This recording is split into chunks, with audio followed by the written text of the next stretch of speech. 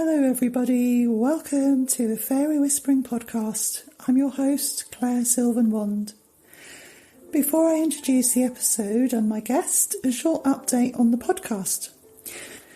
I've had a bigger gap than intended between the previous episode and this one. The reason for that is, in my other life, away from the podcast, I am a carer for my daughter, and I also have been supporting my mum, who is very unwell right now. As always, nature and the whispers of the Fae have been a great support for me whilst I process my feelings of grief around my mum's illness. I am also completing my first book about fairies, and for any writers out there, you'll understand that writing needs a lot of time and space. My intention for the time being is to continue to release episodes monthly. That way, I have time to complete episodes to a high standard for my listeners. Thanks for understanding. I have some great episodes coming up, and I'm thrilled to say that the podcast is gaining new listeners. Please share with friends if you enjoy this one. I have uploaded most of the episodes onto my Fairy Whisperer YouTube channel also. Now, on to the episode. In this heartwarming episode of the Fairy Whispering Podcast, join me, Claire Sylvan Wand, as I delve into the enchanting world of sound healer, Reiki practitioner and singer-songwriter Francesca Lazarski, affectionately known as Fran. Our connection blossomed through shared online fairy communities, and today Fran opens up about her profound bond with nature, trees and the Fae. From her childhood yearnings to remain in the forest's embrace to her intimate conversations with an apple tree, Fran's journey is a testament to the deep-rooted connections humans can forge with the natural world. She recounts her first auditory encounter with fairy music, a comforting flute melody that assured her of the unseen support surrounding her. As we explore Fran's life, she reveals the transformative guidance she received from a yew tree, shifting her perception and teaching her to stand in her power. Fran's experiences with trees are not just interactions, but exchanges of wisdom and healing, highlighting the living spirits that reside within them. Fran also shares a touching account of a crab apple tree fairy, a wise old lady in traditional attire who appeared to offer answers and reassurance. This episode is a reminder of the magic that lies in listening to nature's whispers and the healing that can come from truly seeing the life in all things. Join us as we wander through memories, discuss the power of tree medicine, and ponder the mysterious specks of light that visit us in the quiet of the night. If you've ever felt a kinship with the forest or sensed the playful presence of the Fae, this conversation will feel like coming home. Please consider supporting the podcast with a donation on my Fairy Whisperer Buy Me a Coffee page or on the podcast Buzzsprout page, and follow us on social media for more fairy encounters and nature musings. A note here, listener discretion is advised as the content may not be suitable for young children. This podcast is recommended for those aged 16 and above. You're listening to the Fairy Whispering Podcast. This episode is called Songstress of the Sylvan Realm. Enjoy, and I will come back to you at the end.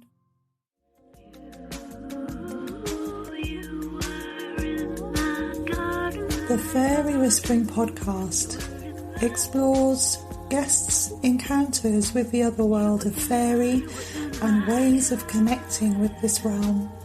From listening to messages in owls' hoots, finding a four-leaf clover, chasing rainbows, or inviting a gnome to dinner. I'm Claire Sylvan Wand, a fairy whisperer, researcher, and your guide on this journey. Take my hand and step into the twilit woodland, where they are waiting to meet you.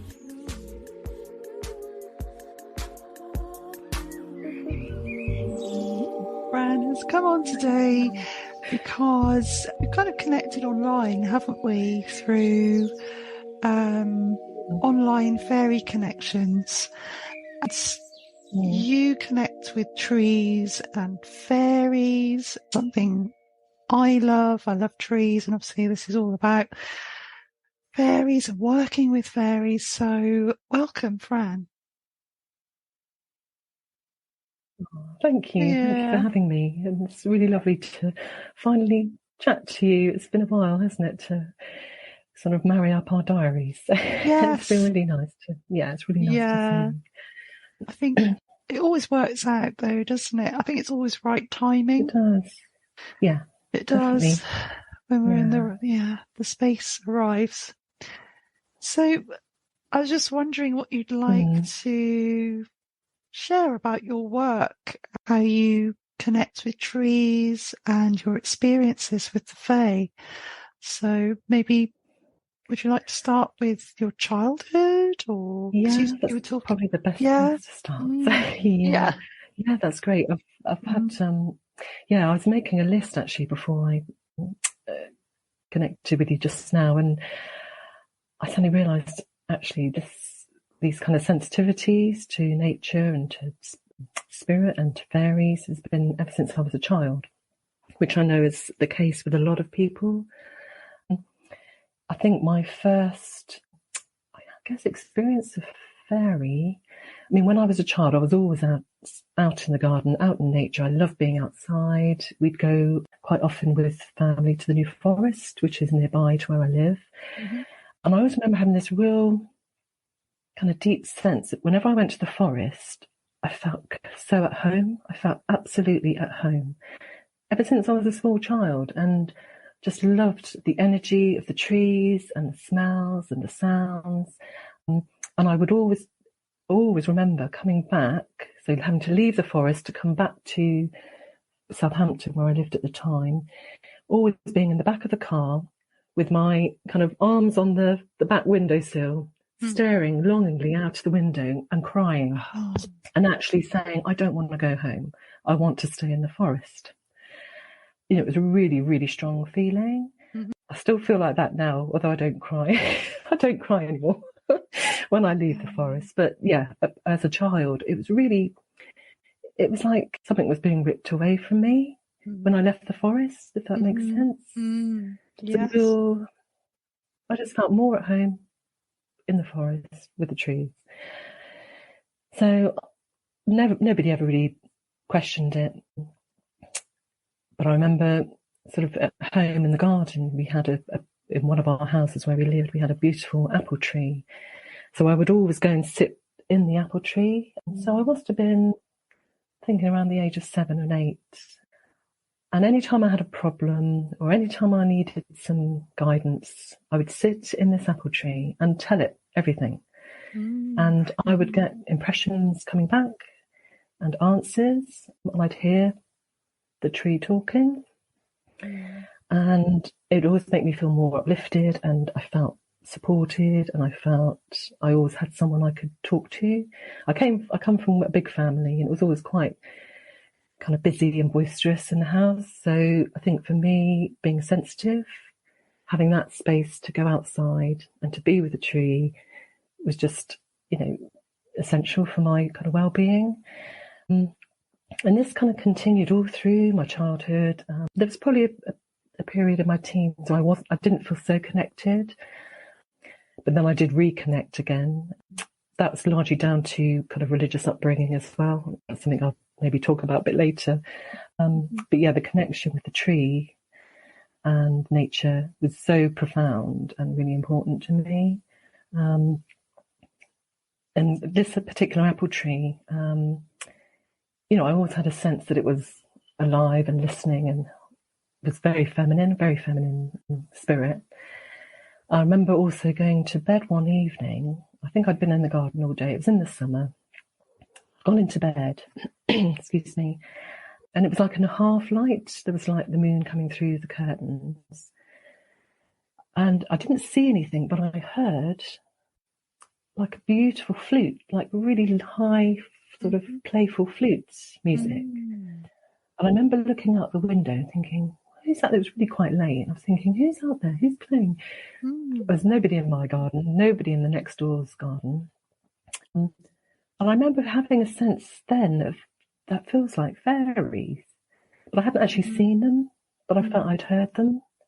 And I think my sense of hearing, and I've always been very sensitive to sound. So whether that was my first experience of them, it felt really joyful and beautiful and playful and comforting. So I just remember then going back and, back under the cover, and I think I fell asleep.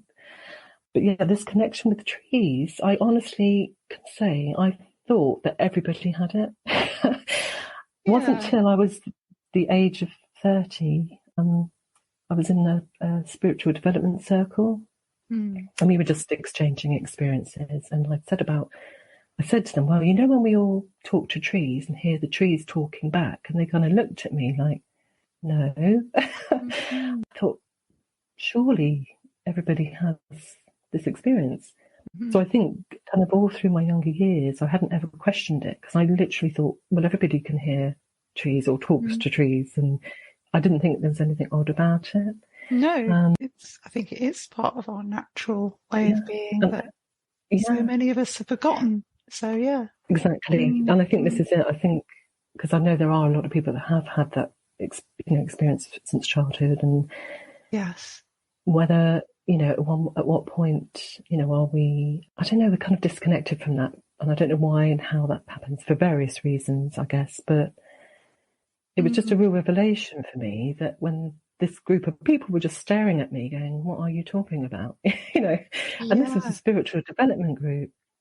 I mean, this is going back sort of over 20 years.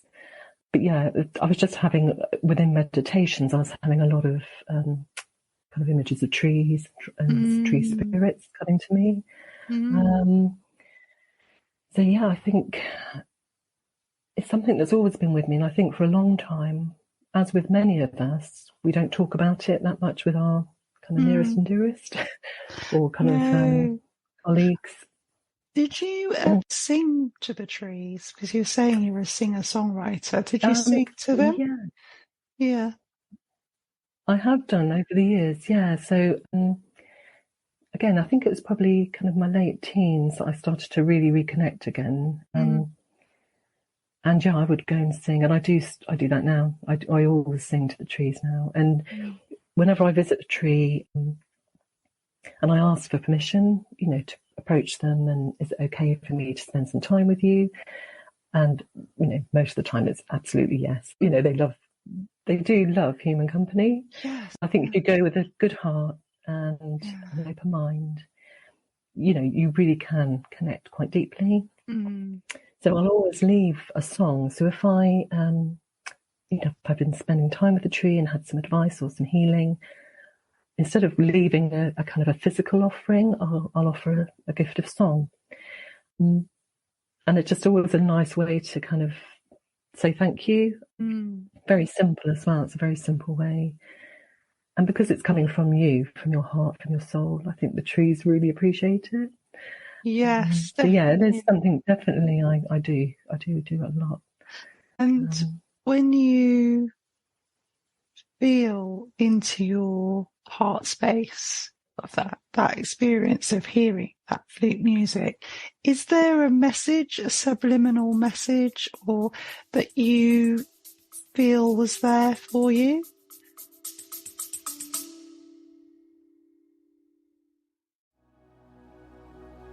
Now a quick break with some news from me. Hello dear listeners, the Fairy Whispering podcast is an independent show entirely produced by me. To keep the show rolling, please show your support by becoming a monthly subscriber on the podcast Buzzsprout website, or on my Fairy Whisperer Buy Me a Coffee page, and by following, sharing with a friend, and leaving a 5-star review. Also, if you or someone you know has had a fairy encounter or other unexplained encounter, I'd love to hear from you. You can send me your story to claire@fairywhisperer.co.uk. All of these links are in the show description. Thank you. Now back to the episode.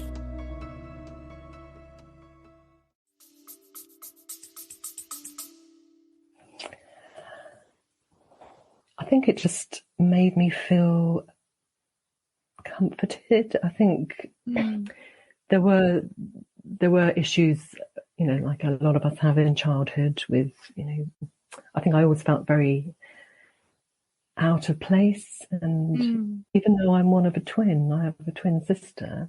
Oh, dear. But I seem to be the more quieter one, the more of a loner. And to feel that I had something that I could kind of resonate with. And the flute music, I think just, I don't know, there was some kind of reassurance. I can't remember exactly at that time what was happening in my life, but it was kind of a reassuring, like it's all going to be okay kind of sense to the music. Yes. As you're saying that, I'm getting this feeling in my solar plexus that, it's this feeling of this indescribable kind of, like these moments open up another portal in our lives that move us forward. It's almost like being in a timeless, that's the sense I'm getting, it's this timeless space that we go into, don't we? It's almost like then we moved onwards and forwards, and it's this really warm feeling I'm receiving from when sharing. Oh, it's beautiful. Thank you. It's so special. Thank you for sharing that. Yeah, that's okay. Yeah, and so, I think with fairies and nature spirits, and I have had encounters with. There were 3 particular encounters which I know I've shared with Jo Hickey Hall on her podcast. Yeah, which was later in my life when I was a bit older. But I think those kind of formative years, those connections to fairy and nature spirits and trees, was just full of joy and innocence and just lovely. I never felt alone. I think, and I still feel that now. If I'm feeling a bit kind of out of sorts or a bit alone with anything, I go straight to one of my favourite trees, and I feel completely, these are my team. This is my support team. Yeah. It's hard to describe it really. And I used to joke with friends, I've got more photos of trees than I have family. Family photos. It's like I'm always taking pictures of trees and leaves. And I was in the forest on Sunday with my partner, and I am like a child in a sweet shop. It's just things call to me, and I know, I have to kind of, sometimes you kind of calm it down. You think, okay, you need to spend just quiet time, which I did, and I do. But it's that sensory thing. I kind of feel everything's kind of, sparking in my senses, and it's a lovely feeling. It's that kind of playful feeling, and I feel that is often the fairies, the nature spirits. They're very playful and cheeky sometimes. Yes. But you feel that. Yeah. Do you I remember. Sorry. Yeah, sorry. Carry on. No, carry on. Sorry, no, that's okay. Just I had a thought. Just also. So I think, having heard what I think was fairy music when I was younger, to then start seeing, and I sensed him, but to start seeing fairy. The first time I really remember seeing sort of the fairy orbs and lights was at Chalice-Well Gardens in Glastonbury. Well, I'd gone up one weekend, I think it was in November. It was like a really kind of grey kind of weekend. So I'd just gone on my own. I stayed in a lovely little B&B. I'd gone to Chalice-Well Gardens for the first time. Didn't know what it was and what to expect. But again, just walking around the gardens quietly, I could sort of sense movement in the trees. And I started seeing little blue kind of flashes of light and orbs. They were blue and then white. And I remember thinking, oh, that's interesting. What's that? And it was kind of 5 o'clock in the winter, so it was getting dark. So they were quite bright. And then as I walked back through, sort of to leave, walked through the little shop, just as I walked into the shop, on the shelf in front of me was a book by William Bloom, How to Connect with Nature, Spirits and Fairies. Yes, yes. So I bought it. Yeah. Because I thought, oh, that's a sign. Yeah, a really good book. And I just thought, yeah, that's a sign. That's definitely a sign.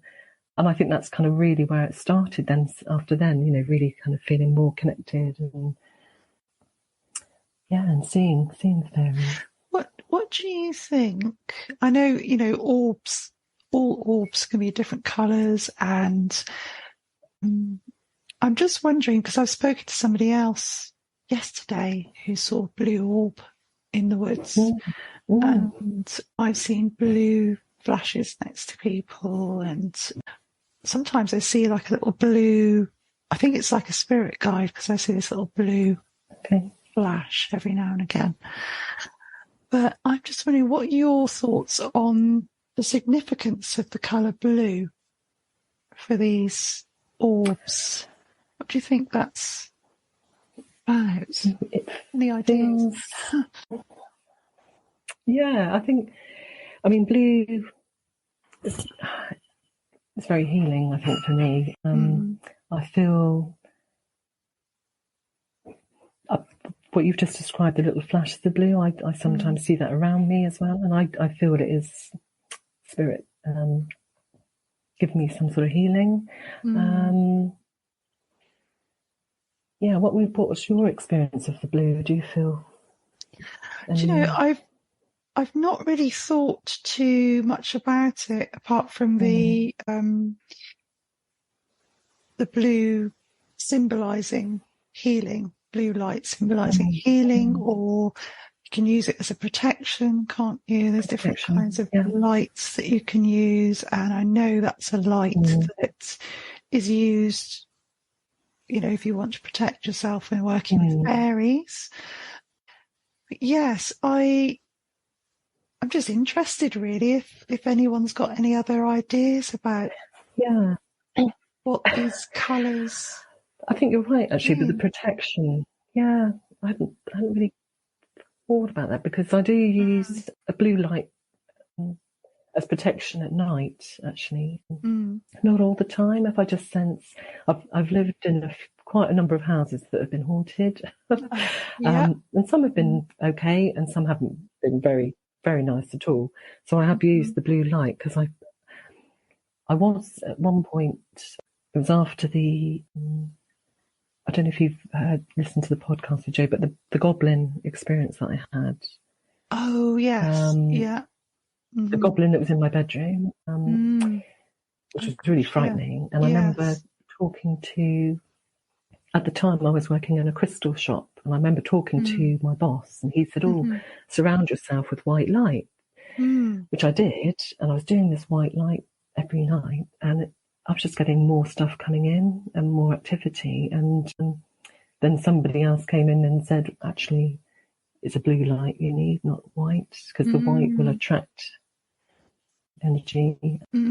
Okay. So blue light would make sense. It's a protection as well as a healing. Yes. Yeah, and that's just what I've learned from reading fairy books about working with fairies. Okay. Yeah. So yes, but I'm interested in when you're connecting with trees, how they sound to you, because I've had my own experiences of hearing tree voices, and be interested in hearing what your experience of how their voices sound. I'm sure people listening would be interested as well. So they're often they just sound that kind of very wise, ancient sounding voice. It's never sounds particularly youthful. They always sound quite, in my experience, that kind of mature, wise, guiding kind of voice. I did have an experience one time. We were leaving our last family home. We had to move out. There's a beautiful big Edwardian house, and in the garden there was this gorgeous sycamore tree, and it was right outside my bedroom. I had like a little kind of balcony that I could sit out on and be quite close to the tree, quite high up. Yes. And I would go out at night and sit with it and talk to it. And this tree became really important to me. When I came to leave the house, I was really quite sad to leave it. And I thought, I want to give it a gift. So I had this lovely little quartz crystal point with a rainbow in it. And when nobody was looking, I went down to the garden and I stood in front of the tree and I said, I want to give you this gift. And I got my little trowel and I was digging at the base of the tree to try and bury the crystal. Yeah. And it was all kind of earth, quite solid earth and a few stones, and I couldn't get through the stones. So as I'm digging with this trowel, I suddenly heard a voice, and it was this very deep, wise male voice say to me, stop digging and push through the ivy. And it really took me aback. I was like, and I thought, this is the tree talking to me. And so I had the crystal in my hand and I thought, what does he mean, push through the ivy? But all at the base, real massive ivy all around the base of the tree. So I just trusted. I took the crystal in my hand, put my hand through the ivy, and as I put my hand through the ivy, it went down and down and down and down. And there was a hole right under the tree, but it was hidden in the ivy. I literally got more or less my whole life under the tree, and I placed the crystal there. And I had no idea that was there. I had no idea, I wouldn't have thought to look through the ivy. But yeah, the voice of the tree was just this really warm, kind of wise, kind of parental voice. And interestingly, I called him Father Tree. I would call him Father Tree. So that's exactly how he sounded. Yeah, and it was lovely. And so that it was such a vivid memory. Yeah. That sounds like a fairy door that you found. Yeah. Definitely. And I seem to find, quite a few actually when I'm out nowadays as well in the forest. They kind of call to you as well. It's kind of strange. It's exciting, isn't it? I get really excited. It's really exciting, when I find them. I know it's exciting. I know some people might think, why is she getting so excited? But I see them. Okay. And it's like a little, some of them, they look like actual little doors, the ones that are just haven't got an opening with a handle on sometimes. And I'm like, and my children, they're like, Mom, when I was, it's fairy door. I love that. I'm like that as well. I'm glad it's not just, I think it is exciting. And I always say, whoever I'm with, I always say, oh, it's a fairy door, But this doorway under the sycamore, I mean, I kind of felt that was the tree speaking to me. I didn't feel it was a fairy at that point, but could have been a very old wise fairy telling me. I don't know, but it felt like the tree was speaking. But it was exciting actually. I was just amazed. I thought, oh my goodness. I just followed the guidance. I just followed what I was told to do, and trusted. Yes. And even though my rational brain was saying, no, that's not going to work, But it was literally, and there was no need to even, feel unsafe or anything. It just pushed my arm in, dropped the crystal under the tree, pulled my arm out. Yeah. Did you, sorry, I was just wondering if you received anything in response to your offering, whether there was something that came up in your life or whether that was the gift and the kind of your goodbye to the tree and just moved on, or? I think that was just my goodbye. Yeah, I think that was just my goodbye because I felt this tree had been, it became more important to me because my father died when we were in that house, and it was probably, I think we moved about 4 or 5 years after he died. So I think the kind of the importance of that tree grew, as it were, after he died. But again, it was just, I just wanted to say thank you because this tree had given me support and they'd listened to me, and You know, I think especially when you're grieving, trees are just amazing healers. They're just, you know, you can just pour out whatever it is you're feeling, and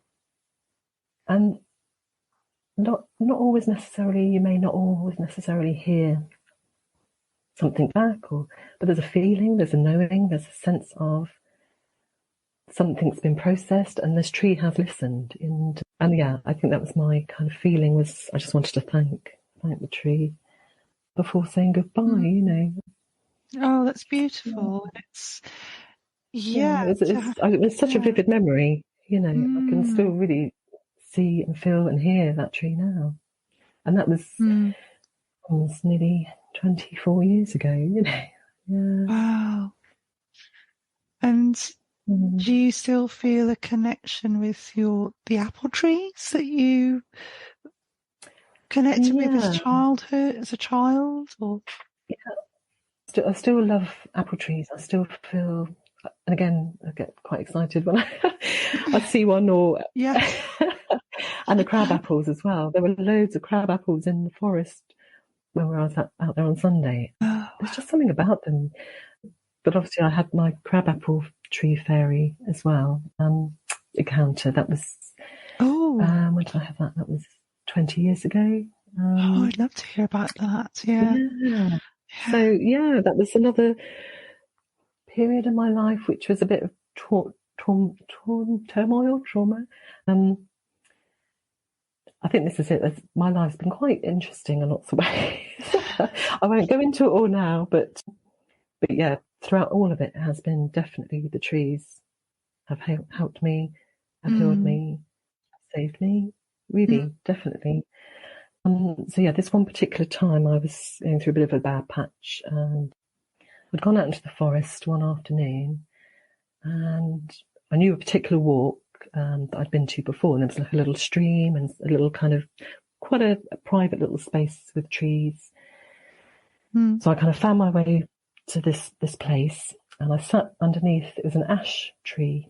I put my back against the ash tree, and there was a stream and water as well. It's very healing for me. So I connect very much to the water spirits, and what with that and the trees. And so of course I just sat with my back to the tree, and I just started talking about all the things that were going on in my life and needing some answers.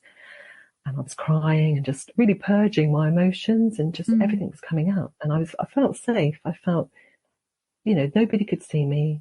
I always take my shoes and socks off, and have my feet on the earth as well when I'm connecting with trees. And so anyway, after literally a couple of hours, I think, of just talking to the ash tree, and I stood up and I thanked the ash tree and said, "Oh, thank you for listening, and you know, for helping me sort of find my way through." And then as I turned to leave, on the ground in front of me, there was a little branch with some crab apples, sort of 3 crab apples on. Yeah. Literally right by my feet as I turned around. But I looked and I thought, there's no crab apple trees around here. And I hadn't seen any when I sat down, and they weren't there when I sat down either. So interesting. Yeah. I picked it up, and it felt like, again, a gift. So I thought, okay, I'll accept it, thank you. And I popped it in my bag. And as I was about to walk off ahead, I saw about, I don't know how many, 4 or 5 meters, I think, there was a little crabapple tree. Oh. Which I hadn't seen. It was a really old, wizened little crabapple tree. And I thought, that's where it's come from. So I thanked the tree, and then I thought, there was something in me. I thought, I think that the apple tree's been listening as well, you know, not just the ash. So I got home, I had quite a, you know, relaxed evening, had some dinner, went to bed, feeling quite good. And before that, I popped the little branches of crab apples on my dresser in my bedroom. Had some crystals there, and I thought, well, it kind of, I always keep things like that. I always keep them close. So I went to bed, and then I don't know what time, early hours of the morning, I woke up, and I could see on my dresser this little tiny green kind of pea-sized light, it was bright fluorescent green. Yes. Sorry, And I lay there thinking, that's where my crab apples, that's where the crab apples are on the dresser. So in pitch black, I'm just watching this tiny green light, and my rational brain was saying, oh, it's my mobile phone. It's like, I used to have an old mobile phone with a green flashing light. And I thought, oh, it must be my phone. I've left it on and it's on the dresser. And then I thought, no, I definitely put that in my bag in the other room. I always switch it off at night. So as I'm laying there and I see this little green light suddenly lift off the dresser, yeah, and it very slowly floated towards the bed. yeah, and I watched it, and I didn't feel scared or anything like that. I just saw this beautiful fluorescent green light, and it came and it stopped at the level of my head beside the bed. And I watched it, and as I was looking at it, it then formed into a little old lady, very wizened, beautiful old lady with really kind of wrinkled, wizened face, but really beautiful, bright eyes. She was about 3 foot tall. And she was wearing what reminded me of the Welsh national costume. Okay. So she had this long sort of skirt and a white blouse and a shawl over her shoulders. And she had the little black, like the Welsh costume, the little black hat. Yeah. And she stood there and she telepathically gave me answers to some of the questions I'd had in the forest. And that was then I realised that it was the crab apple tree that had been listening. Oh, that's so amazing! She'd come back. She'd come back with me. She'd come back with me in those apples that I was given, because they were not there when I first sat down. But it was interesting, because all of this happening, it felt completely normal. It felt completely normal and natural. And I don't think I told anyone to begin with, because I kind of wanted to keep it special for me. But over the years, I then told a couple of friends about it, and obviously I've spoken to Jo about it. But again, I've got a clear picture in my mind of how she looked, and her voice was definitely an old lady's voice, very wise old lady. Was she human looking, or was there anything that was slightly not human about her? No, she was very human looking, and about 3 foot tall. I'd say, well, she was up to sort of bed, my head height when I was lying on the bed. So I was lying on my left side. So she was at the same level. Yeah. And the only other thing that happened, interesting thing that happened after that, I remember, I think it must have been probably a few days after that, I'd gone to catch a bus from just near to where I live. And I remember being stood at the bus stop, and it was up near, there's a place in Southampton called the Common, which is all common land, so it's a lot of woodland, which is where I lived nearby at the time. I'm stood waiting for the bus, and there was nobody around me. And then suddenly I sensed an old lady behind me.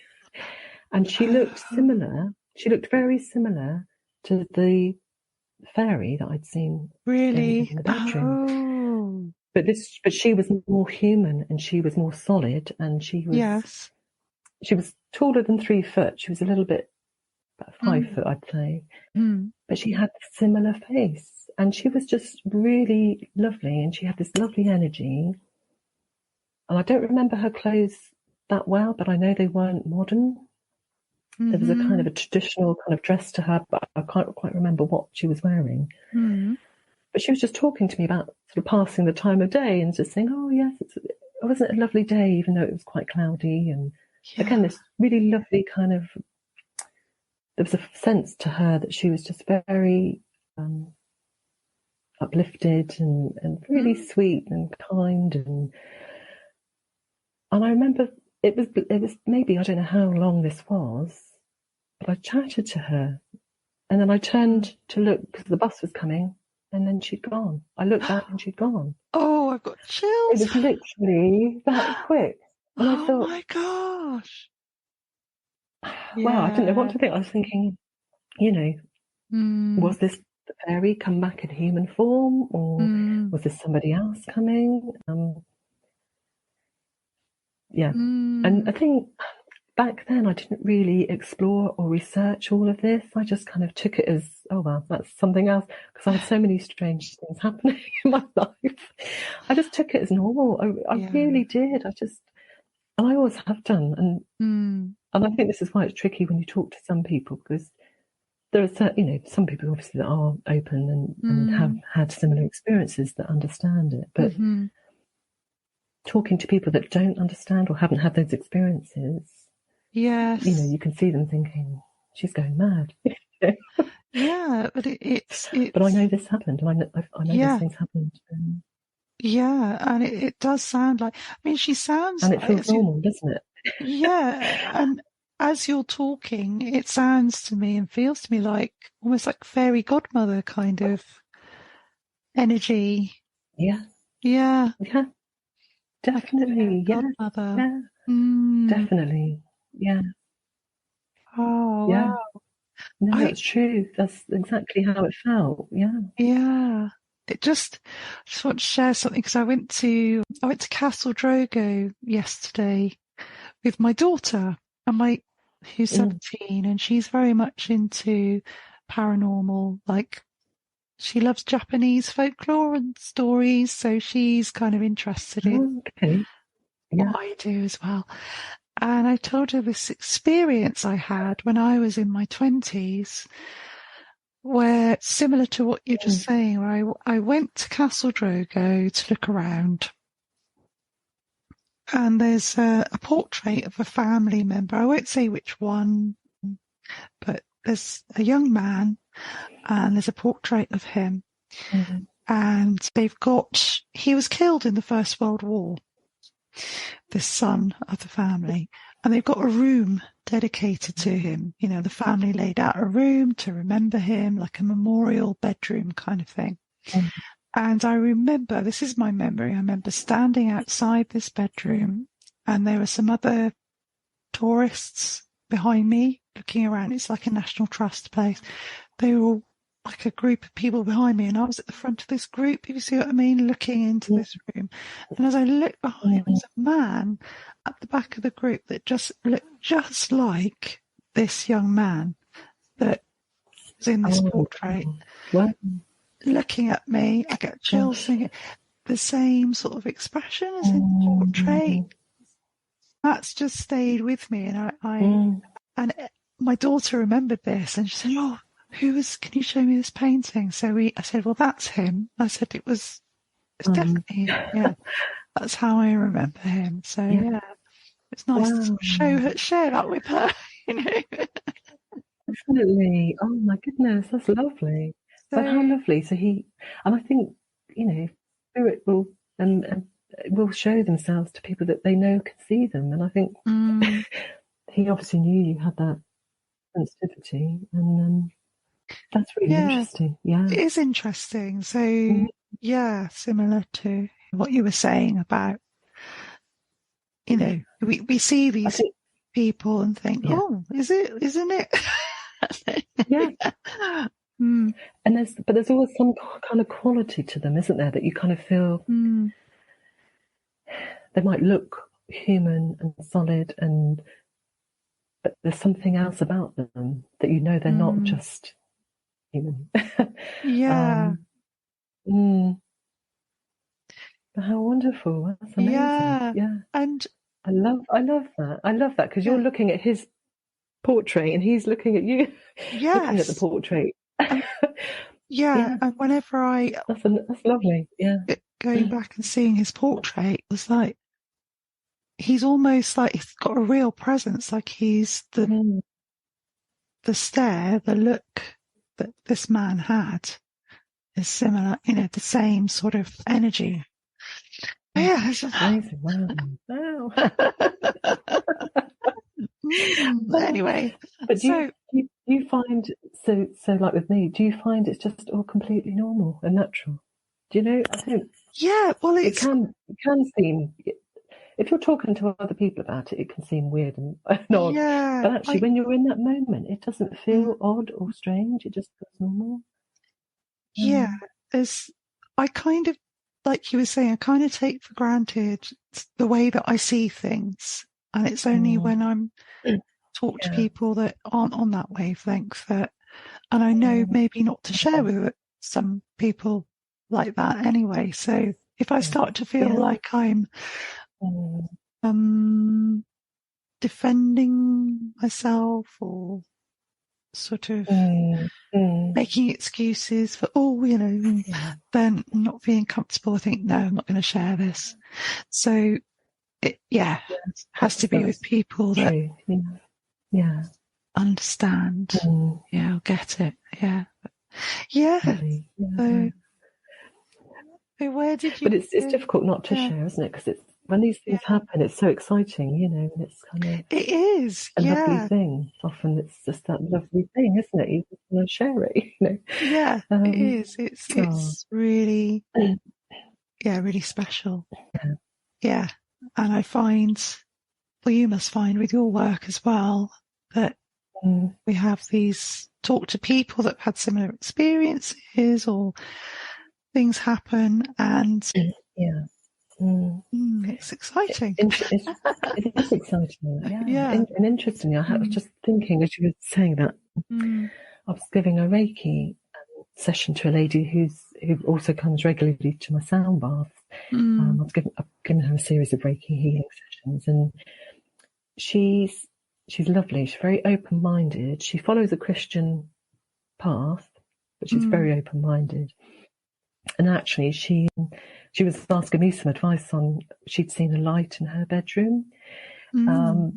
She was very sweet because she said, "Oh, I know I can ask you, Fran, because you'll understand." And I'm like, "You can tell me anything. Nothing will surprise me." But I wonder what your take of this is if I share it. So she said she was asleep at night and she woke up to see this, again, I think it was a blue orb in her bedroom. Yes. And it was on the floor or near the floor. I think it was quite big though. She was saying it was sort of, I don't know, she said it wasn't as small as the orb that I'd seen. It was, I can't remember how big it was, but she said it was quite big. She said she kind of got out of bed because she was just so surprised to see it and stood up and walked over towards it. And as she walked over towards it, she said it was almost like it burst. She felt like she'd stepped on it and it had gone, and the light kind of dispersed and then it disappeared. It just went. She said to me, "What was it? What do you think it was?" And I said, well, only having had my experience of fairies and seeing the orbs, the light orbs, it could have been a fairy, it could have been, and it was very low down to the ground. She was then sort of worried. She said, "Oh no, I think I stepped on it." She said, because she said, and it was really strange. She said it was like it. Is this, it's like bursting a balloon. It's like everything just kind of, all the light kind of radiated out and then just disappeared. And I said to her, "Well, I don't know for sure. I'll have to ask somebody else." So I don't know whether you've ever come across anything like that or. Well, I mean, I've seen the images of orbs that people have caught on camera. And I think it's because they move very quickly, some of them, and almost so you can't really register them with our eyes. And I don't know. I think my theory is, and somebody might have a different theory, is that it's energy, and it's almost like condensed energy that these beings traveling in this way. In these orbs. So like animal spirits, human spirits, fairies, and maybe we just have that form for a while, but maybe it's energetic. Perhaps they can't hold that form for a long time and then they disperse. Okay, they're coming in. Maybe they're coming in into our reality in that form, and then can't and then hold it dispersing. for a long time. In reality, maybe, I don't know, that's just my idea. Yeah. No, I think you're right. I do feel that, like you say, they kind of travel in those orbs. So I think it is a crabapple fairy, but then she materialized into a form, but then dematerialized and just disappeared. So this, this lady that had the experience of the blue light, I don't think she saw anything else after it kind of burst, as it were. But yeah, without knowing more detail about what was going on and where she was, and maybe she said it's never happened since. She'd never seen it since, so it was just a one-off thing. Maybe it was frightened. If it was a fairy, maybe it's because, didn't expect that to happen. Yeah. Yeah, so I think I said she could have surprised it, so that would make sense. So yeah. And just in that moment where they they met, that it's frightened or something. Yeah.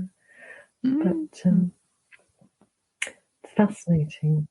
Yeah. I used to have another thing when I was remembering when I was very young, talking about coloured orbs, and it's not quite the same thing that we've just talked about, but I remember lying in bed, and again, I've never talked to anybody about this, and I don't know if anyone else has had this experience, but it would be, it'd be dark, or there'd be like a half light, moon coming through the curtains, and I would look up, and I would be kind of quite alert, and I'd see like tiny, reminded me of, like, the hundreds and thousands that you put on cakes, these kind of coloured little sugar. Yes, I know what you're going to say. Yeah.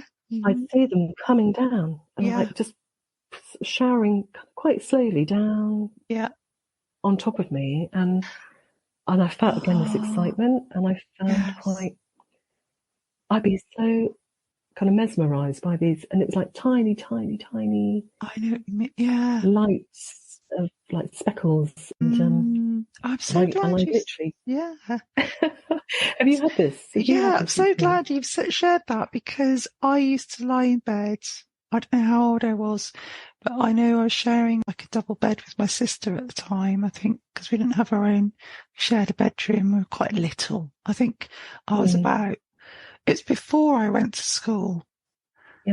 Before I went to school, so I don't know, 3 or 4 maybe. And I remember lying in bed, and that was one of the favourite things that I used to notice in the dark, was coming down from the ceiling, these little speckles. Light. Claire, oh my goodness. Yeah. I used to watch You're the first person that's ever told me. Yeah.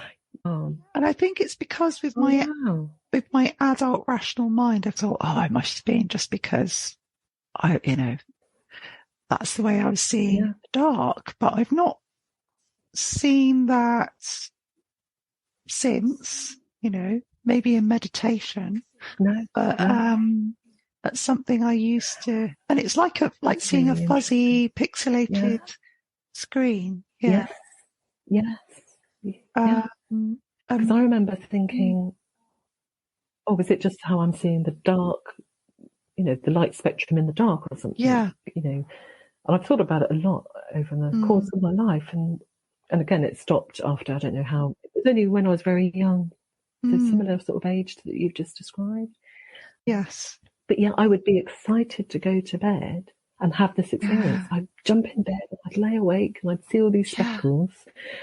And I even used to put my tongue out to try and catch them on my tongue. And I kind of felt like I could taste them, or maybe it's just imagining I could taste them. But I remember thinking, and they kind of felt a bit like the space dust you used to be able to get. You put that sort of sugary stuff in your mouth, and and I think I imagined that, but I was so excited to kind of every night to have this kind of experience. And that's amazing. I'm so pleased you shared that as well, Claire, because I thought it was only me. Yeah, it's strange, isn't it? Because it's just one of those things that I have as a memory that I suppose I've never shared with anyone. And when you brought that up, I was like, oh my gosh. Neither have I. That's what I was. Neither have I. Oh, weird. I've never told anybody that. I've never told anyone. Oh my And gosh. kind of on and off throughout my life, I've tried to look into that and research and see what it was, but I've never come across anything that's given me an answer. I'm sure I've And heard. I don't get it now. I don't have it now at Yeah. all. I'm sure I've heard somebody in the past talking about specks, seeing specks. But I remember, in folklore, in the pixie folklore I've been researching, there are one or two people from oldie woldy times that have said, oh, the pixies appear as specks in the air. And I thought, well, what do they mean by that? Is it that, what I was seeing, or is it that's the point of energy where they start and then they transform into an orb maybe, and then into a being? I don't know. Right. Is this sort of like seeing some sort of energy? But they're very tiny, very... Yeah. Yeah. Tiny. Yeah, it could be the energy. And they're all different colours. And I think I do remember seeing just very, very faintly, just faces coming through, but really kind, sweet face, nothing frightening. Yeah. But it was more the kind of speckles that I'd see. Oh, that's amazing. Well, I'm so pleased you told me that. That's brilliant. Yeah. Well, the other thing I used to do as well is in my little bedroom, this was when I was slightly older, had these yellow curtains and I'd see all these little faces in my curtains. And I still see those things. I know there's a term for it, like pareidolia, but it's something that I've really had a propensity to be able to see since I was a child. And like seeing faces and fairy figures in nature and everywhere. Definitely. Yeah. It's fascinating, isn't it? It is. It is. Wow. It's lovely. I think I kind of think, I wish everybody could see all this. I think people would kind of, what's the word I'm trying to find? When you go into nature and you're aware of all these elementals and nature spirits and fairies, you know that, there's a respect, and you have this deep respect for them, deep respect for the trees, and deep respect for nature, and you feel you're part of a family and that you're all connected. And I feel sad that, that isn't the sort of majority view of the world. I think if majority people have those experiences or had that deep connection, I think we'd all look after the world a bit better. I think, well, that would be the hope. But for me, I just feel, even if I'm looking at my plants in my room at the moment, I talk to them. I talk to my plants when I water them. I'll tell them how beautiful they are and how lovely they are. And if I have to, take off any dead leaves or trim any of them, I'll let them know. I'll say, right, I'm just going to do this. It might hurt for a little bit. Yeah. But it's going to make you look more beautiful, Oh, that's really nice. Yeah. I just think, they're all living beings, aren't they? They're all living spirits. And so, it's a very animist view. I think, having that awareness of the other, not even the other world, is it? It's part of our world. It's just a different dimension. It's on a different plane. There are, nature spirits, fairies. They're on a different plane, and they're there. Maybe not. We can't always see them, but we can sense them often. And yes. Yeah. And there's plant music. Oh, have you seen those little devices? Oh my gosh! It's one of my things I want to buy, because I'd like to use it in my sound baths, actually. I'm thinking I must. They can be a little bit pricey, but I'd really like to get one. And to hear the plants would be amazing. I think that's one of the things that I'd really, really love, because it's like it's one of these kind of things you don't need. It's quite expensive, as you say, but Yeah. I feel like it'd be just so transformational to have and use in my fairy work and use with other people. And can you imagine? I mean, taking out groups of people like I know you do. You take out groups of people into woodlands, don't you? Or that's something you do at the moment? Taken groups out. I've worked with other groups that have asked me to run sort of sessions in nature, but it is something I'm thinking about next year. Actually, I was doing more outdoor sound baths but just connecting, with trees but on kind of those sensory levels of it's just, I think there's so much, isn't there? So much to do. I know there is. Well, maybe we should both get our plant little devices, plant music, the plant devices, and meet up. Yes, that'd be fantastic. Well, we were talking about we need to plan. Definitely, that would be great. Yeah, up your way. Fantastic.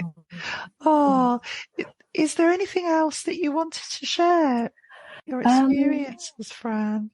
Or there's lots. And actually, as I've been talking to you, and as I was making notes beforehand, I'm thinking I really need to put all this down. Record it actually in a book or something. Yes. I take a lot of. I love photography as well, so I do a lot of nature photography and just things again that call to me, and I can sometimes see there's the way of seeing things, and people have said to me, you've got a certain way of seeing things when you photograph it. Yeah. And it's not something I'm conscious of doing. I think I'm just so kind of doing it from my heart every time, I kind of feel. So the tree, so I'm just looking at my notes here, I'm thinking I must write it all down and maybe bring it together with some photos. Yes. I know there's lots of people that have written books about, trees, but I think something about your own personal experiences. And this is what I've found within the fairy community that I've come across, through yourself, through Joe, through our online community. You're sharing these experiences, and that's so special because you feel you're not just being told, oh, this is what happens, and this is this is what this tree means, or you're actually hearing personal encounters or personal experiences, which I find really, really helpful and helping me to understand my experiences. And so I'm wondering whether I need to put that into some sort of little book and just, I think that'd be amazing. Put it out there about it. And I'm one of these people that think and think, and I go, right, just do it. I just got to do it. So you can overthink things, especially if it's because I saw you've got a children's book, haven't you, called The Whisper? Yes. Yeah. The Whisper. Yeah. Maybe. So The Whisper. Not necessarily a fairy, but it's very much an energy. So the Whisper represents the love energy in the universe. Oh wow. So I created this little character that flies around the world waking up people's hearts. And so the story it's a very gentle story, and it's about loving kindness for ourselves as well as for others. I think that's really important. I think if people can really learn to really love and value themselves, if we all did that, we'd be happier with ourselves. We wouldn't be so unhappy with other people. It's just this really lovely story. So the Whisper flies all around the world and goes into all the little dark corners of the world and wakes people up and brings its light. And, but it looks like a little will-o'-the-wisp. The lady that illustrated, she did beautiful illustrations of the book. The first sketch that she did an actual fairy with wings. It's quite pink, and I said, no, it's not a fairy. It's just an energy. And the blue was something I kind of felt, because I'd seen the blues orbs, and I knew it was a healing colour, very calm healing colour. So we had some, other sketches, and she came up with the Whisper. And it's worked really well, and it's beautiful little character. And people have said, "Oh, you're going to do a sequel?" I thought, well, I don't know. I don't know if I should do a sequel with the Whisper, because I think the Whisper's done its work. But I have got other stories in the pipeline that I'm kind of working on. So. Yeah, what about a little book for children on connecting with trees? I mean, children do it automatically, naturally anyway, but I mean, because a children's book would also give the parents some understanding as well, because they'd be the ones, I suppose, reading the books with the children. And that's true, actually. Something sort of simple, but with the things you've been talking about to me about trees. And I think especially the image of the crystal under the tree, and I think and that was something that actually happened. Yeah. To somehow weave that into a story, definitely would be a good idea. I think. I've just got to get on and do it. I know it takes time. I think, doesn't it? Not think about it too much. No. I think the trouble is as well. I get so many ideas, and I'm like this every day. I've got ideas for so many things. You end up then not doing any of it because you don't know where to start. Yeah. But, I know. I've got to make some time. It's making the time, isn't it? And I think when I did the Whisper, the seed of that story had actually started sort of some years, sort of 20 years previous, but I only had time to really work on it because I self-published it and designed the book and obviously marketed it and everything. And it's because it was during the COVID, so in that first lockdown, I was made redundant from my job. Yes. So I had time to work on it. And it's interesting because I was thinking, I've had this story for years and wanted to do something with it. And I had sent it to a couple of publishers, but didn't hear anything back. And I just put it away in a drawer, forgot about it and thought, one day I'll do something with it. But it always felt like it needed to kind of, I needed to put it into a book. But with COVID and the lockdowns, I had time to work on it. So that's probably why I just immersed myself in it, and I spent months kind of fine-tuning it and editing it and then putting it all together. And actually that was really healing for me. I think having that time and just being completely creative because I wasn't working and actually the story, even though it had been kind of the foundations of it had been written some years previous, it kind of related to what was happening in the world. That whole idea that we couldn't hug, and it's called The Whisper, subtitle Hug Around the World.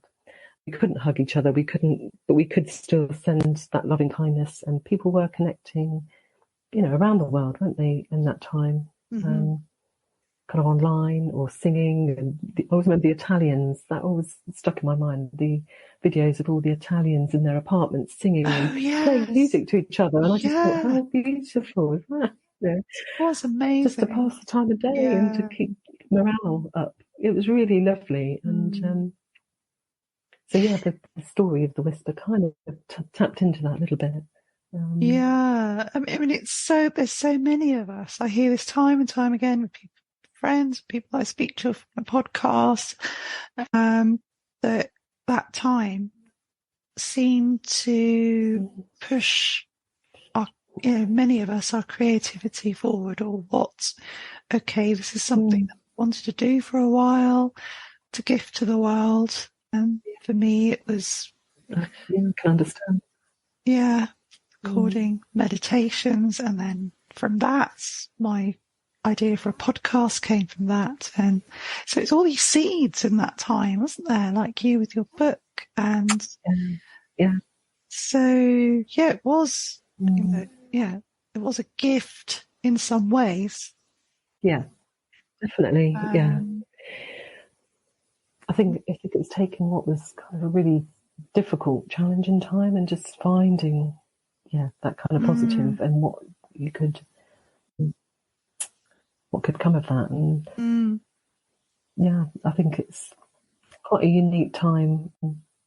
I mean, I know there were obviously still people that had to work in that time, but for people that weren't working, it's a really quite, and again, it's that thing of having the time.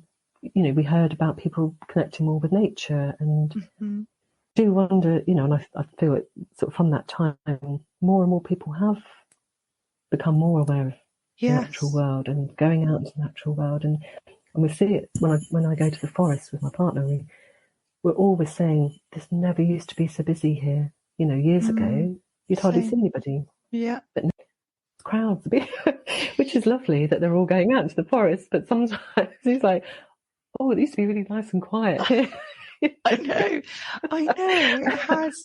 There are, there's downsides. Like with Dartmoor, there are places that have become so. It's become so busy. Yeah, compared to what it was. And then you've got more cars, and that you kind of think. And then I think, oh no, yeah, it's really interesting. But you know, I remember saying at the time, I said to my partner, it's like suddenly people have discovered nature, you know.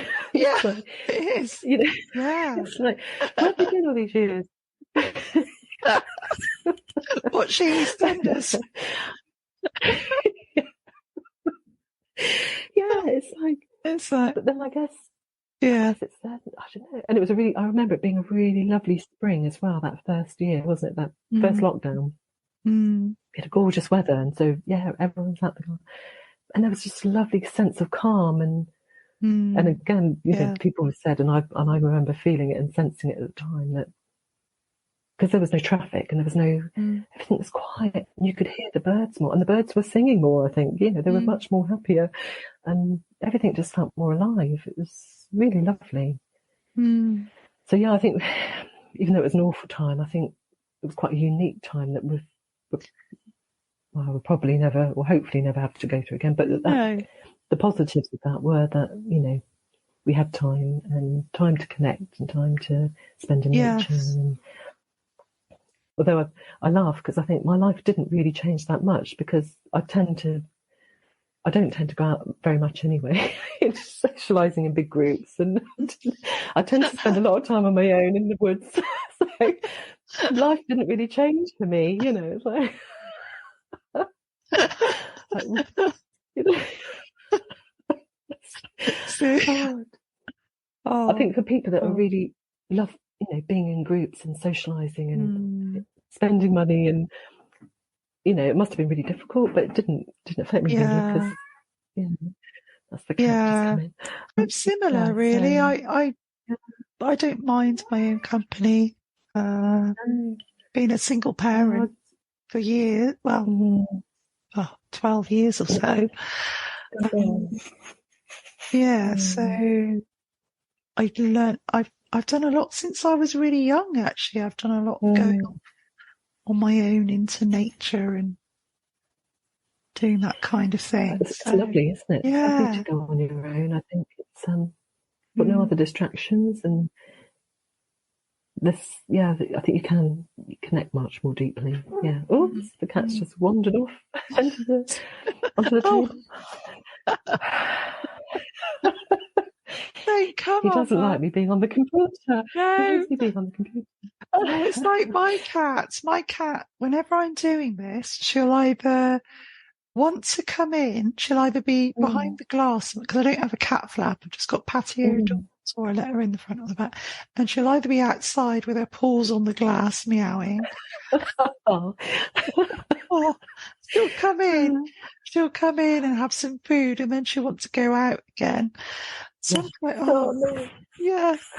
He always does it when I'm on the doing these. And this is it. And I thought, oh, Ollie's out, so I thought he might be out all night, but he's actually come in, and he's now got his back to me, indignant that I'm on the computer and not disgusted.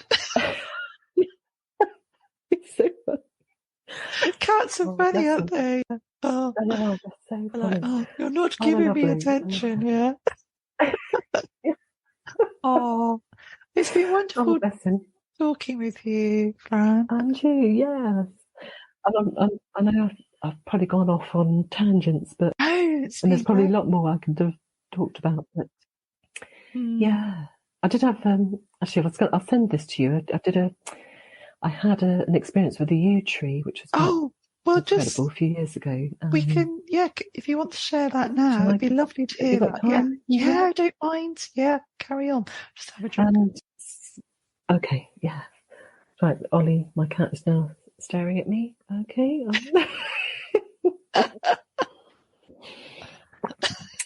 Oh dear, they're funny, aren't they? Yeah. So I'd gone on a walk with my partner. We'd another woods in the New Forest is a huge area, so there's lots of lovely walks and woodlands, and it's beautiful. I love it. But it was a rainy day, and we were walking through the woods. It started to get quite heavy, the rain. So I just said to him, "Well, look, let's just find some trees to shelter under." We found this to the side of the path, this little area, and there was an oak tree and a yew tree, kind of opposite each other. So Pete said, "Well, we'll sit under the trees and let's do a meditation." My instinct was I wanted to sit under the oak tree because I always find oaks very comforting and protective, and I've always felt a little bit. And this is going to sound strange. I've always felt a little bit scared of yew trees. No idea why, but I just sometimes find their energy quite intense. So at this moment, I was there thinking, do I sit under the oak tree or the yew tree? And then something in me said, no, sit under the yew tree. I needed to do this. I needed to sit with the yew tree.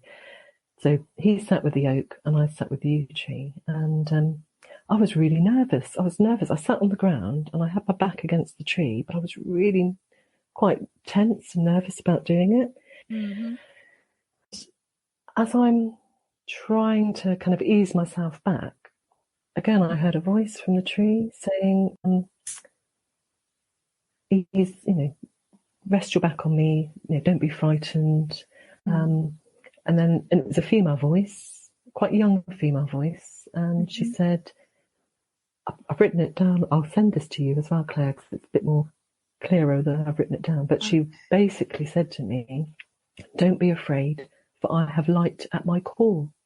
Oh, wow. And with that, I just completely relaxed, put my back on the tree, and I went off into this kind of meditation journey. And again, was just getting some information. And she was saying about working more with the tree medicine. And then I had this experience where I was still in that sort of altered state, but I had my eyes open and I looked across the path and I could see there were like ferns and kind of bracken and things on the path, but it also made the shape of the old medicine men used to wheel their medicine cabinets around. Like in America, you see the medicine men selling kind of, I don't know if you've, like big cabinets on wheels, and they'd wheel them around, and then they'd turn up at a town or a village, and I think they were called medicine men. And they'd open up their cabinet, and they'd be selling potions and lotions, and people would say often it was snake oils. They felt some of these people weren't particularly, honest about what they were selling, but I saw, as I'm sat by this tree and I looked across the path, and I could see like one of these old medicine cabinets. I could see it was made up of ferns, but it was really kind of there as well. And I just thought, this is what the tree is showing me about the medicine of the plants and the trees. And then with that, the whole scene kind of vanished, and I kind of came back into this kind of world. And from that moment on, I've loved yew trees. So every time now I see a yew tree, I'll go and spend time with it. Yes. And I've had some quite interesting advice from yew trees. Yeah. Because they're really, really old, aren't they? So what do they... Very old, yeah. What sort of things have they a lot of it's been about really standing in your power and being yourself. Not being afraid to be yourself. And I've not had that with other trees. I've not had those kind of messages. But yeah, whenever I've had experiences of the yew tree now, it's always something about, standing around, standing in your power, and not being frightened, standing in your power, and not being frightened to be yourself. Yes. Which is, again, I think sometimes, generally I'm quite quietly confident, but there are moments you kind of go, oh, I don't feel like I fit in, or I feel different to that group, or I feel different to my family, or I feel people won't understand me, or if I say what my thoughts, people won't get it, and I'll be isolated even more. But actually, again, from these messages from the youths, I'm getting more and more confident to say, this is who I am, and I can't help, if I have these experiences that are seemingly odd to other people. And it is about finding, those that do experience it or do understand and are on that wavelength. So yeah, the yew trees have always kind of reminded me of, and now kind of reminded me every time I spend time with them, it's all about standing in your power, being true to yourself, Yeah, I've taken some very strong kind of energy. Yeah. Definitely, it's very strong medicine. That's what I get from yew trees that I've connected with, and photos because I do these mirror photos. I don't know if you've seen where I see images in trees. I do those as well. Then yeah.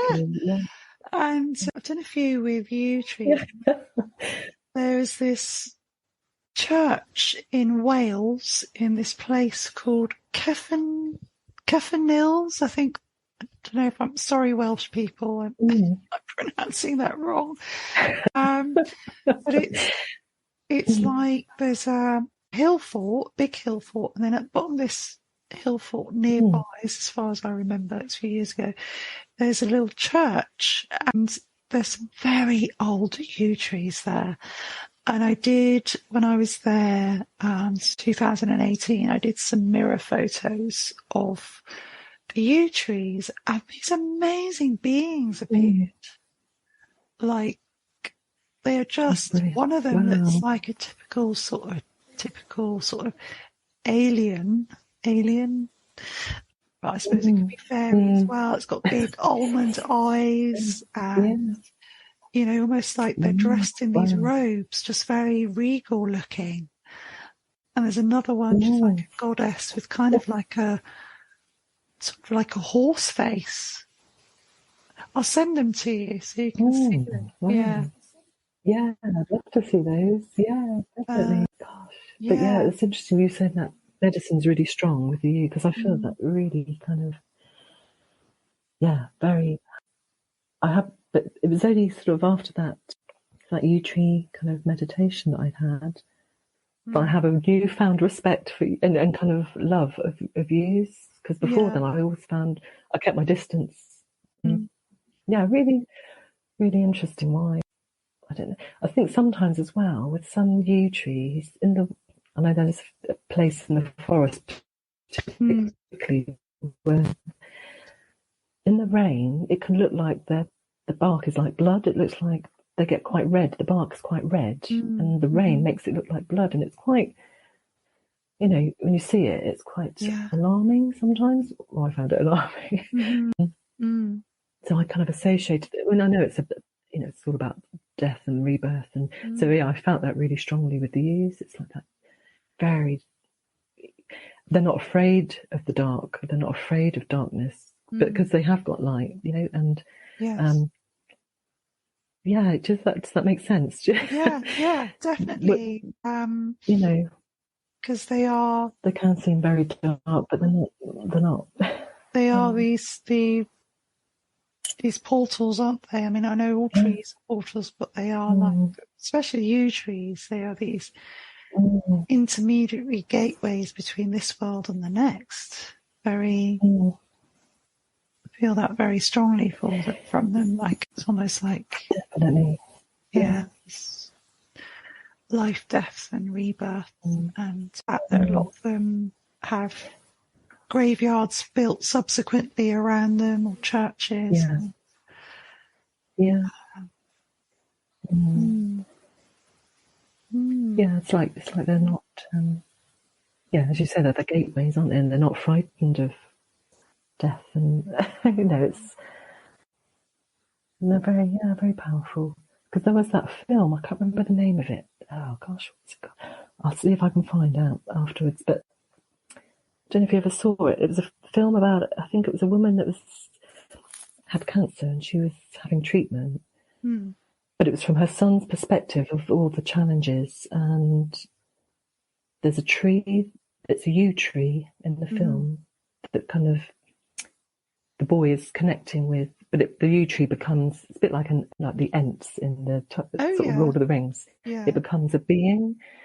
Really powerful film, but I thought it was interesting that they used the yew tree, because obviously they use medicine, don't they, extracted from yew for cancer treatment. I'll see if I can I'll find out the film and I'll send you the link, because really amazing film and quite thought-provoking and powerful. I'm sure that rings a bell, but if you can send me the name of it, that'd be great.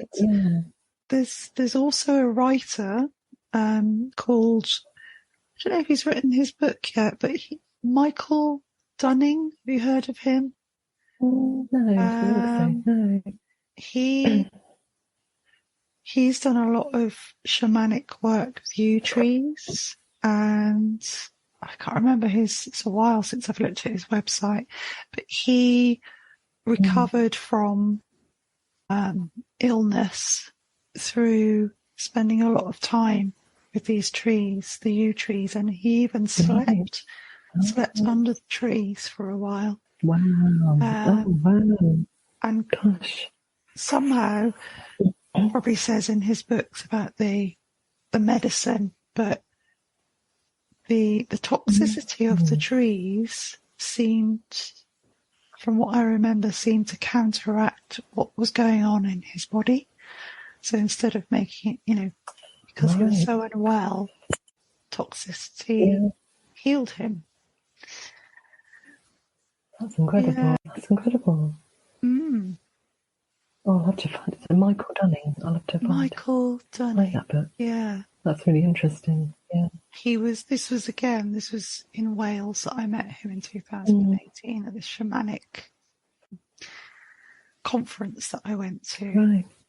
And at that point, he hadn't written a book, but he has got a website. If you put in yew trees, Michael Dunning, I think it'll come up. Okay. Yeah, his website will come up. I will do. Thank you. Yeah. Brilliant. Thank you. Yeah, I definitely will look into that, because that is fascinating. And I think, it really taps into that idea of energies. You don't even have to ingest, the plant, or, to actually be, and I think this is what trees do for me. I feel healed just being in their presence, and they've all got their own specific areas of healing, haven't they? Yes. Yeah. That's fascinating. Definitely, I'll look into that. Thank you. Oh, thank you for sharing. Oh, gosh. It's an amazing world, isn't it? It's really amazing. It is. Yeah, so keep sharing your medicine with other people, and I look forward to meeting with you at some point next year and definitely seeing what we can magic up. Definitely. You're really wonderful. Definitely. Thanks for your time. Thank you, Claire. It's been lovely. Really lovely to hear your stories as well, and especially about those speckles. I love that. I love that you've had that as well. I love it. I thought, has anybody else had this? Yeah. It's something that I remember always seemed special to me, but I've never spoken to anybody. You know how you sort of keep these things to yourself because it's just one of those things that, that happened. But because you brought that up, I was like, yeah. I love that. Thank you. Oh, I'm so pleased. It's not just me. Because I thought, have I just imagined it? Like you do. I think, have I just imagined that? But definitely a thing. Yeah. And you said it was something to do with pixies. I guess it's pixie dust, is it? I don't know.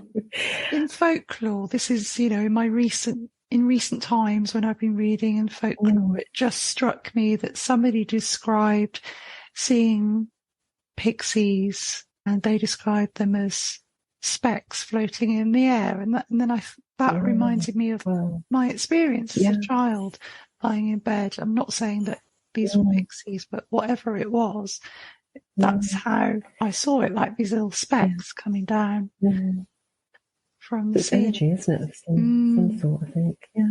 Yeah, seeing energy. And then it brings to mind as well, talking to recent guests on my podcast, all of the orbs and energies and lights that she's captured on her security cameras in her garden.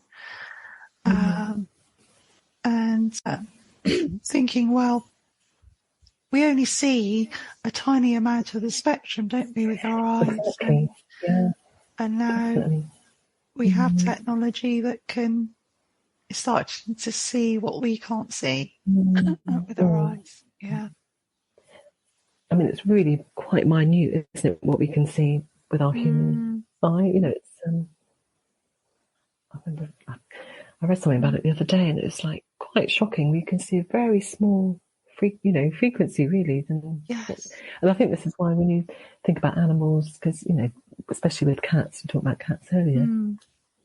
You know they're seeing things. You know how they react and their body react, and you think,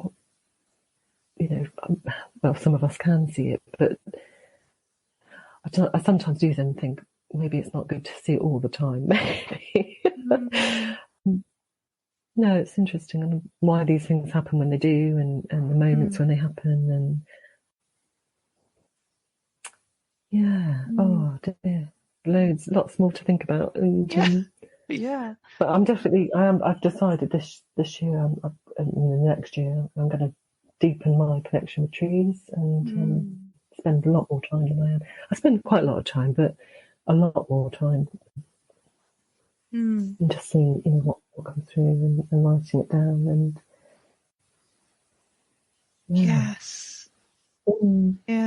It's really special. They have so much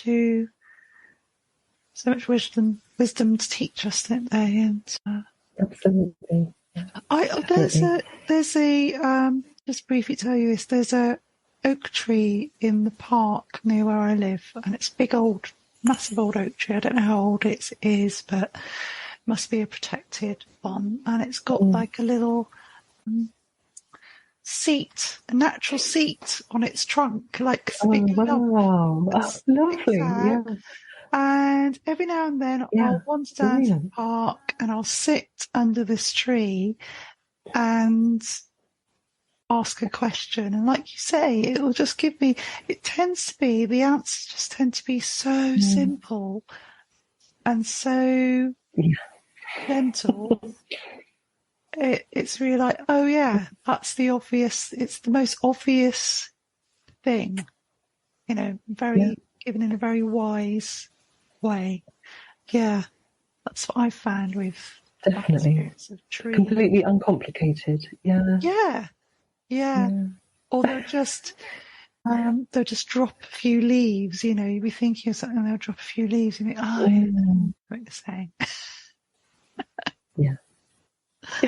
Oh, okay. And they are, and I think they're so gentle. Oh, thank you, Claire. Yeah. I know we could talk forever, but but no, thank you so much. It's been really nice chatting. Yeah. And we will meet up, and be great. Well, okay. Have a wonderful rest of your evening. Thank you. And okay. See you to your cat. And you. See you later. Bye. Bye.